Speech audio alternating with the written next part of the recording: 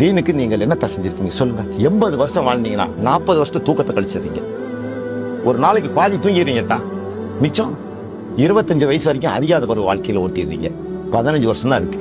அதுல இந்த பராக் பார்க்க போனது, அங்க போனது, இங்க போனது, எல்லாம் கணக்கு போட்டு பயணம் போனது, பாஸ்போர்ட்டுக்கு அப்ளை பண்ணது, இதெல்லாம் கழிச்சு பார்த்தோம்னா மொத்தம் நீங்க வாழ்ந்த காலங்களே ஒரு 10 வருஷம் தான் வரும். அந்த 10 வருஷத்துல நீ அல்லாஹ்வை தொழுது ஃபஜ்ர்ல ஒரு 5 நிமிஷம், லொஹர்ல ஒரு 5 நிமிஷம், அசர்ல ஒரு 5 நிமிஷம், மஹரிப்ல ஒரு 5 நிமிஷம், இஷால ஒரு 5 நிமிஷம், எக்ஸஸாவே தர்றேன் நான். 25 நிமிஷம்.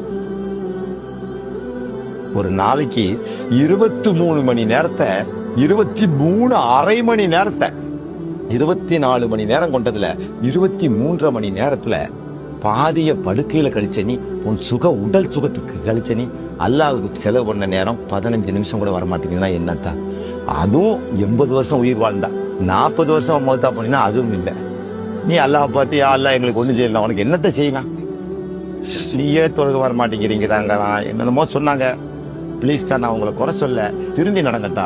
மகத்துவம் ஆயாத்தா, நம்மளும் கொஞ்சம் ஆண்டவனுக்கு விசுவாசமா நடக்கணும்ல. சும்மா தொப்பி போட்டா அப்படி போதுமாத்தா? இப்ளீஸ் கூட தான் சஜ்ஜா செய்யாது. But what is your contribution to இஸ்லாம்னு கேட்டா நோ.